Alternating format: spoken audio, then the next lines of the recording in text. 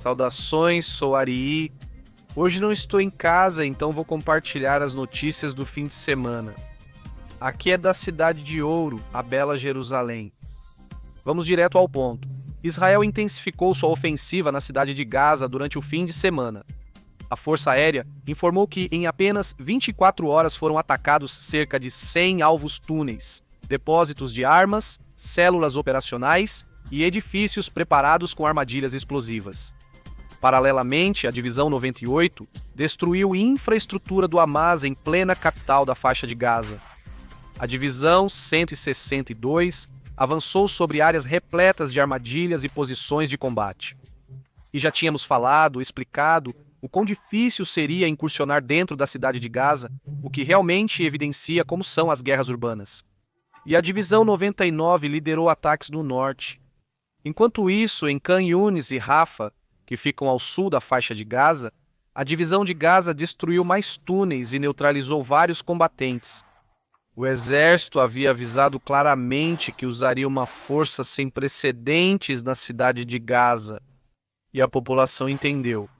Mais de 500 mil de pessoas de Gaza fugiram da capital da faixa em direção ao sul, buscando refúgio na zona humanitária designada por Israel.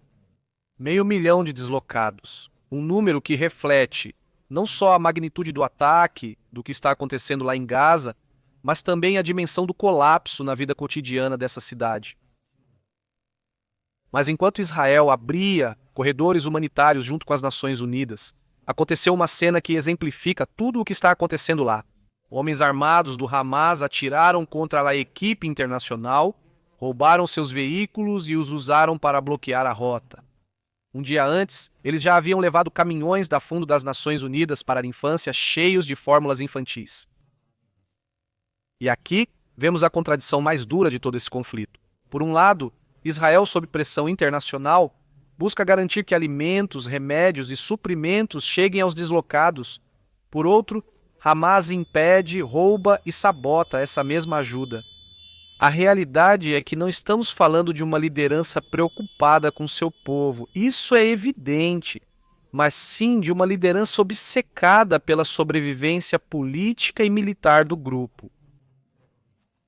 Esse detalhe nos leva a uma conclusão clara. O verdadeiro controle dentro de Gaza é exercido pelo Hamas, não apenas com armas, mas também com a manipulação da miséria. E essa é uma batalha que não se trava apenas no campo militar, mas também na narrativa internacional. Porque enquanto o mundo exige mais ajuda humanitária de Israel, poucos param para olhar. Quem é que está bloqueando tudo isso? Paralelamente ao que acontece em Gaza, houve uma descoberta muito delicada na Cisjordânia. As forças de segurança israelenses realizaram uma operação conjunta perto de Ramallah, que é a cidade central da Autoridade Palestina, localizada a apenas alguns quilômetros de Jerusalém, bem no coração do que chamamos aqui de Judéia e Samaria. Lá foi descoberto e desmantelado um sofisticado laboratório de fabricação de foguetes. A operação foi realizada pela CFDI no local. Prenderam 3 pessoas e confiscaram dezenas de foguetes, 2 já montados e prontos para serem lançados contra civis e alvos estratégicos em Israel, além de explosivos e um torno avançado usado em sua fabricação. Segundo os relatos, o foguete que tentaram lançar na semana passada desta área tinha um alcance de 10 quilômetros. Isso pode parecer pouco, mas na região põe em risco comunidades israelenses próximas e cria um precedente preocupante. Seria a primeira vez que na Cisjordânia se alcança um nível tão avançado de fabricação caseira de foguetes. E esse ponto é fundamental. A atividade terrorista em geral está no seu nível mais baixo dos últimos 25 anos, mas incidentes como este, somados ao ataque que aconteceu na travessia de Al-Envi dias atrás, que compartilhei aqui no canal, isso claramente acende o alerta. E fazem isso porque não estamos falando de Gaza, mas sim de Ramallah, o núcleo da própria Autoridade Palestina, onde supostamente deveria haver muito mais controle e muito mais estabilidade. A pergunta que muitos fazem é se isso é um fato isolado ou se estamos diante de um sintoma de algo maior que está se formando ali. Um possível levante que reative a violência ali, nessa parte do que é Judéia, Samaria ou Cisjordânia, como é conhecida fora. Enquanto tudo isso acontece no campo militar, a questão dos reféns continua sendo uma das feridas mais abertas e dolorosas de toda essa guerra. Ontem, as brigadas Al-Qassam do Hamas divulgaram esta foto com os 48 reféns, que ainda permanecem em seu poder. Na imagem, cada um deles aparece com uma etiqueta que supostamente é o nome e diz Ron Arad e um número. Esse nome não é por acaso. Ron Arad, ele foi o piloto israelense capturado no Líbano em 1986, cujo destino permaneceu em segredo por décadas, até que Israel confirmou sua morte em 2016. Ao usar essa referência, o Hamas envia uma mensagem muito clara. O destino dos reféns será como o de Ron Arad, ou seja, nenhum voltará com vida. A organização terrorista chegou a afirmar que os reféns estão espalhados por diferentes bairros da cidade de Gaza e que suas vidas não estão garantidas enquanto Israel continuar com a operação militar. Foi a primeira vez que esse tipo de comunicado foi emitido sob o nome da direção da ala militar do Hamas, o que reforça a suspeita de que seu porta-voz habitual, Abu Obeidá, já não está mais vivo.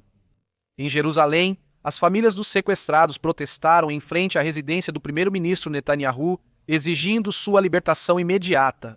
Entre eles estavam os parentes dos últimos sequestrados que apareceram nos vídeos que o Hamas vem usando como propaganda. Esses pais denunciaram que seus filhos estão sendo usados como pressão política. Como se não bastasse a angústia das famílias, o presidente dos Estados Unidos, Donald Trump, acrescentou ainda mais confusão. Nesta sexta-feira, ele declarou que, de acordo com a avaliação oficial de Israel, o número real é diferente. Afirmam que pelo menos 20 dos reféns ainda estão vivos.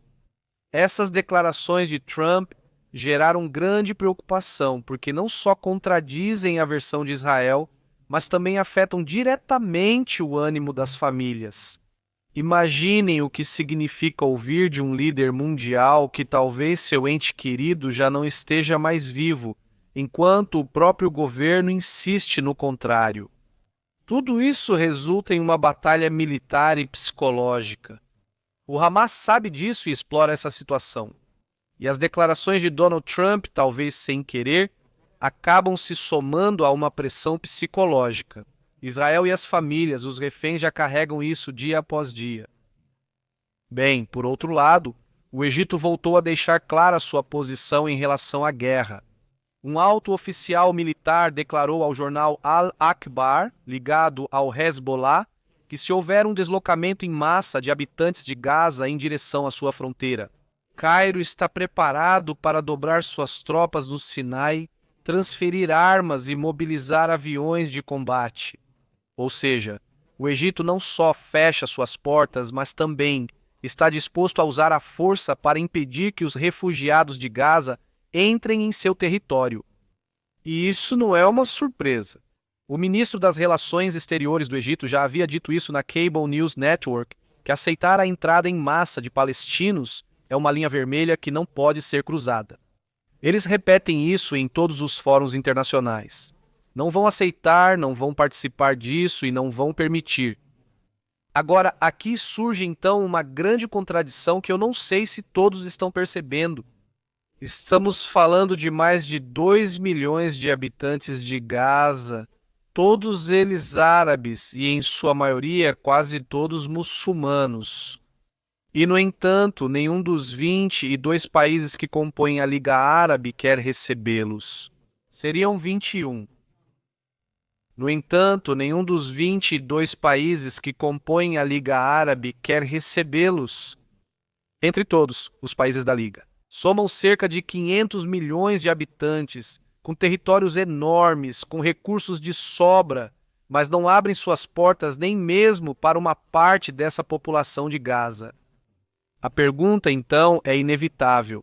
Se esses países condenam Israel dia após dia, se exigem que os habitantes de Gaza sejam protegidos, por quê? Nenhum deles está disposto a receber, mesmo que seja uma pequena parte. É aqui que se vê que o problema não é apenas humanitário. O problema de fundo de tudo isso é político. Os habitantes de Gaza são mantidos em um estado de repulsa perpétua, porque essa condição serve como ferramenta de pressão contra Israel.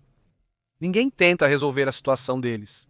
Nenhum dos países que compõem a Liga Árabe está interessado em resolver a vida dos habitantes de Gaza, mas sim em perpetuar o que está acontecendo com eles. Para os líderes árabes, não é conveniente integrar essas populações em seus países, porque isso significaria encerrar um capítulo do conflito.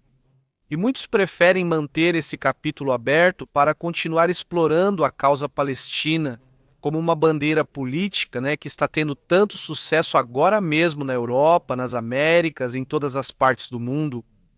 O Egito, em particular, teme que um movimento em massa em direção ao Sinai desestabilize sua segurança interna. Ou seja, eles veem os habitantes de Gaza como um possível problema de segurança, e todos os outros países árabes parecem concordar com isso. Mas condenam Israel quando Israel diz que os habitantes de Gaza podem ser um problema de segurança para o Estado judeu. 1 milhão de pessoas entrando nessa península mudaria completamente sua demografia e poderia se tornar um foco de insurgência, algo que Cairo não está disposto a permitir.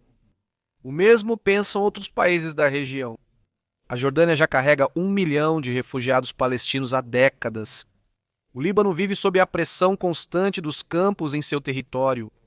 E a Arábia Saudita prefere enviar dinheiro em vez de acolher, supostamente, o seu próprio povo. A realidade é que os habitantes de Gaza ficam presos em um beco sem saída. Depois do que o Hamas causou, levando e impulsionando Israel para esta guerra, parece que finalmente está se configurando aquilo que tanto planejaram. Não importa que, no meio disso tudo, fiquem os habitantes de Gaza, que obviamente não podem cruzar para Israel. E nem preciso dizer que era lá onde tinham seus empregos antes de 7 de outubro, daquele dia fatídico. Grande parte da população de Gaza trabalhava em Israel. Mas, obviamente, em razão do que aconteceu, Israel fechou as portas e expulsou todos os habitantes de Gaza que ainda restavam aqui no território. E por outro lado, agora que estão lá, presos em Gaza, o Hamas os utiliza como escudo humano. Eles não podem sair para o Egito porque esse país está disposto a bloqueá-los militarmente. E é preciso ver a cerca que ninguém condena, que está justamente separando a fronteira entre Gaza e Egito. E também não encontram refúgio em nenhum dos 22 países árabes que, em teoria, deveriam considerá-los seus irmãos. É uma tragédia que se repete uma e outra vez. Eles são o único povo no mundo ao qual se nega uma saída, porque seu sofrimento é útil demais como ferramenta política contra Israel. E essa é a grande paradoxa. O mundo exige que Israel se responsabilize pelos civis de Gaza, mas permanece em absoluto silêncio quando se trata de questionar porque os próprios países árabes não os recebem e não lhes dão a ajuda de que tanto precisam. A realidade é dura. Israel não enfrenta apenas uma guerra no campo de batalha, mas também uma batalha política e psicológica que é travada em cada frente.